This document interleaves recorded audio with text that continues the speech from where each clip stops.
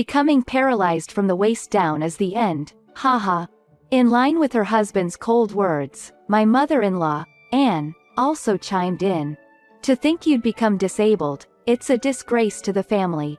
She confronted my beloved brother-in-law, Matthew, whom I had once adored, with these words. I am Lily, living with my husband, Josh. We both work, but Josh never helps with any household chores. I was constantly overwhelmed, juggling work and housework. On top of that, we live in an apartment, just a few minutes away from my in-laws' house, and Anne often called me over, causing further troubles. In essence, Anne only saw me as a maid, and burdened me with her personal care. At times, she even called me like a taxi substitute.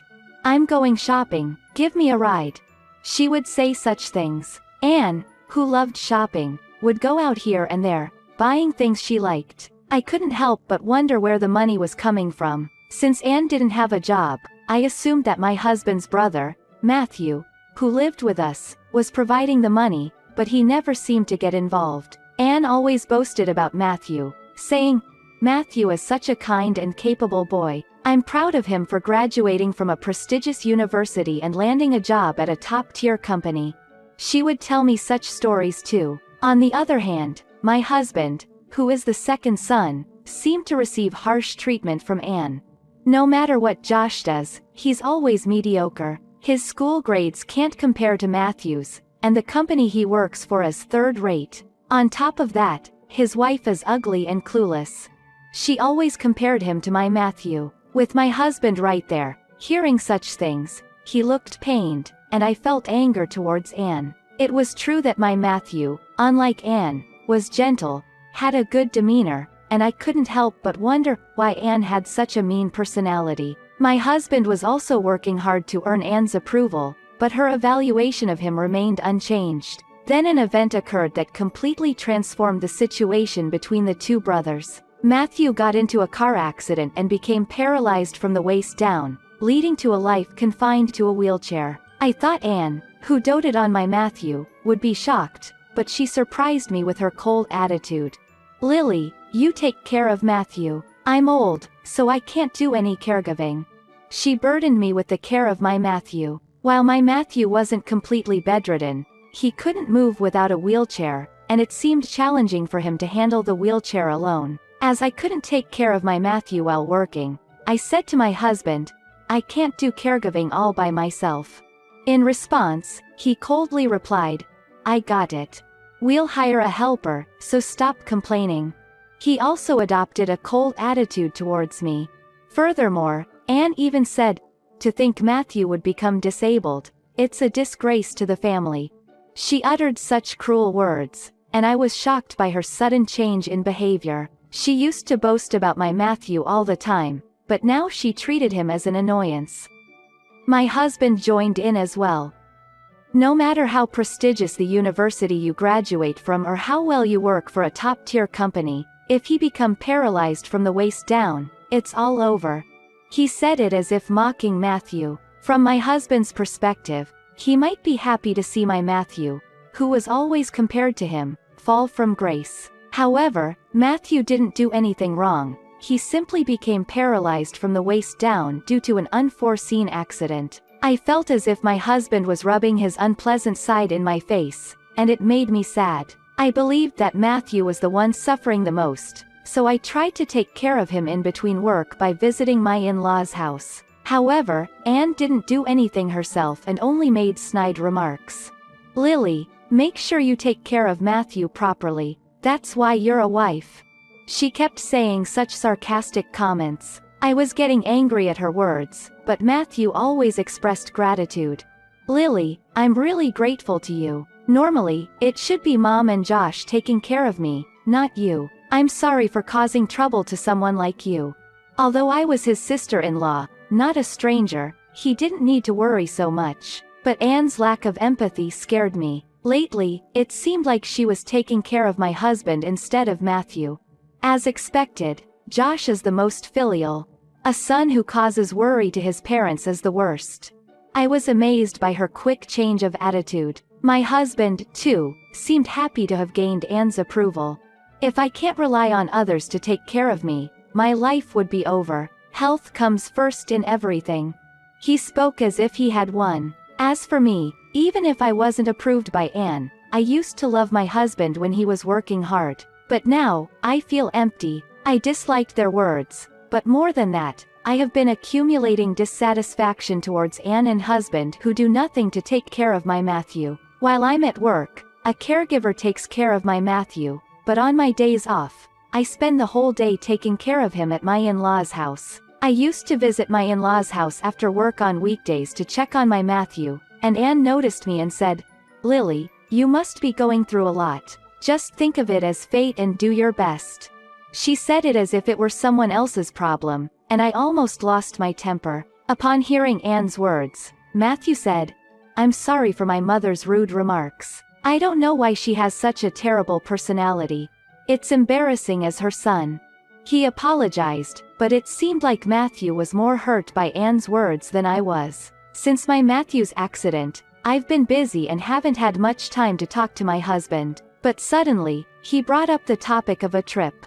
"How about going on a trip to Hawaii with us and Mom? I feel sorry for inconveniencing you, with your brother's care." He's suddenly talking about a trip, and it surprised me even more that it was to Hawaii. But the first thing that came to my mind was my Matthew, so I immediately refused. I can't leave my brother alone. I immediately rejected it. My husband seemed to anticipate my response. "We'll ask the caregiver to take care of him, so it'll be fine. Besides, you need a break sometimes, or you'll end up getting sick."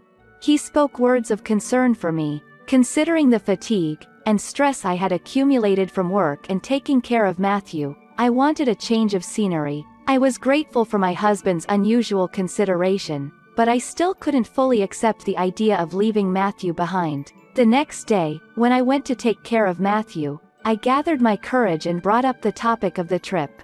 "I have a discussion about going on a trip with your mother and Josh. Are you going to be okay?" Matthew showed no signs of surprise or astonishment. "I'll be fine. I always rely on you for hospital visits and errands, so go and enjoy yourself once in a while." He responded without any surprise, even encouraging me to go on the trip. With his support, I made up my mind to go on the trip. "I might end up being worn out by your mother and Josh, even on the trip." I said it half-jokingly. Matthew seemed to understand and burst into laughter. After that, I agreed to the trip with my husband. My husband immediately ordered me to plan and set the itinerary for the trip, and insisted on confirming it with Anne. I disliked contacting Anne the most, but there was no choice. I confirmed Anne's preferences and made the travel plans accordingly. However, Anne kept changing the schedule, and each time, I had to coordinate with the travel agency, adding unnecessary work. Despite saying, I might end up being worn out, in front of my Matthew, I was already exhausted even before the trip started. We managed to finalize the schedule 2 weeks before the departure, but now I had to help Anne with her travel preparations, adding to my fatigue. In addition to taking care of Matthew, I had to act as a driver because Anne insisted on buying everything necessary for the trip. As I watched Anne buying things unrelated to the trip, I couldn't help but feel amazed. "What are you daydreaming about? Hurry up and carry the luggage." Anne started yelling. She even ordered me to pack the luggage into the travel bag. Being treated this way, I had initially planned to relax on my own once we arrived in Hawaii, but that plan turned out to be just a dream. On the day of departure, my husband loaded only his and Anne's luggage into the car. "You're responsible for taking care of your brother. Since it will also cost money for the trip, you'll be staying home after all." He said it with a smirk on his face. And Anne said, "Hiring a helper would cost money. You're always taking care of Matthew, so it's only fair that you stay home during times like this. Besides, it won't cost anything if I ask you," Anne said, laughing merrily, and I lost the energy to get angry. It seemed like their plan all along was to leave me behind, making me handle the troublesome tasks such as coordinating with the travel agency and making reservations, while they went on the trip by themselves. If I thought about it carefully, there was no way Anne, who saw me only as a maid, would take me on a trip to Hawaii. I had gotten carried away with the idea of going on the trip, and failed to see through Anne's and husband's scheme. I went to my in-laws' house as usual to take care of my Matthew. Wait, today was supposed to be the start of the trip. Matthew was surprised when I told him that Anne and husband had left me behind. I was the one who suggested the Hawaii trip. Since you're always doing so much for Lily, I wanted her to have a change of pace by going to Hawaii or something. That's why I even paid for the travel expenses. In retrospect, I found it strange when my husband suddenly mentioned the Hawaii trip. But after hearing my Matthew's explanation, it all made sense. Matthew apologized, seeing the exasperated look on my face. "I'm sorry for making you feel bad, Lily," I replied with a wry smile. "It really does make you feel terrible, doesn't it?" Suddenly, Matthew lowered his head and stood up from the bed. Seeing my surprise, Matthew said the following: "I may not be able to walk like before, but thanks to rehabilitation, I can walk a little now." He said it with a laugh. However, Matthew quickly turned serious and said, "From now on, I plan to live on my own. But before that, I want to get back at my mother and Josh. Will you join me, Lily?" He proposed to me. Naturally, I decided to participate in Matthew's plan. It seemed that Matthew had been considering moving out of the in-laws' house, even before the accident. He wanted to distance himself from his mother, who always interfered with his life. When he mentioned leaving the house to his mother, she started crying and pleading, saying she couldn't live alone and didn't have the means to support herself. He had considered forcefully leaving the in-laws' house, but then he thought it would lead to Anne asking us, as a couple, to live with him or demanding money, which would cause trouble. However, after the accident, seeing how his mother and husband treated him coldly, he felt the urge to retaliate against them. Matthew told me the detailed plan of how to get back at the two of them, and we immediately put it into action. Unaware of anything, my husband and mother-in-law returned home after their one-week trip to Hawaii. As soon as my husband arrived home, I received a phone call. "The apartment is empty. What do you mean by this? What about my belongings?" he shouted in panic. "I sent your belongings to your parents' house," I explained, and my husband muttered something incoherent. "I can't live with you anymore. I want a divorce." I made it clear. "Don't say such selfish things. I'm not getting a divorce." My husband became angry. I chuckled and said, "Who's being selfish here? I know you withdrew money from my account without my knowledge. I'm sure you gave it to your dear mother, didn't you? It's my money, so I will definitely have it returned." When I confronted my husband about giving money to his mother, he fell silent for a moment. After a while, he asked, "Where are you right now?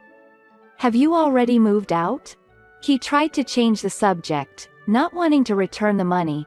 "I'm enjoying my new life." "Oh, and your brother also said he's moving out of his parents' house to live on his own, so I don't have to take care of him anymore, right?" Seemingly unable to grasp the unexpected turn of events, my husband fell silent. "I've sent the divorce papers along with your belongings to your parents' house. Sign them and submit them to the municipality. I don't want to have any more contact with you or your mother, so please submit them as soon as possible."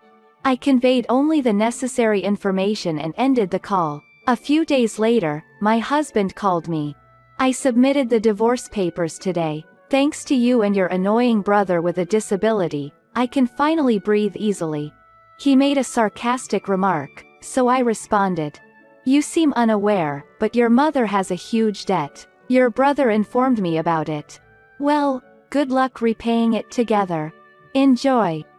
I informed him of the truth and then hung up the phone, leaving my husband speechless. 1 month later, the lawyer I had hired to handle the repayment of the money my husband had taken from my account brought a letter from him. In the letter, my husband explained that he had used up all his savings to repay his mother's debt, and had even sold their family home, but it was still not enough. While I was relieved that my money was returned promptly, Anne's debt still remained, making it impossible for me to live with her. The letter also mentioned requests for reconciliation and getting back together. In the end, Anne went through bankruptcy proceedings, and my husband and her now live in a rundown apartment. However, in order to cover their living expenses, they continue to accumulate more debt, trapped in a never-ending cycle. Anne is still desperately trying to find out where Matthew went and even approached me, but I have no intention of telling her. Matthew, on the other hand, received compensation and disability pension from the accident,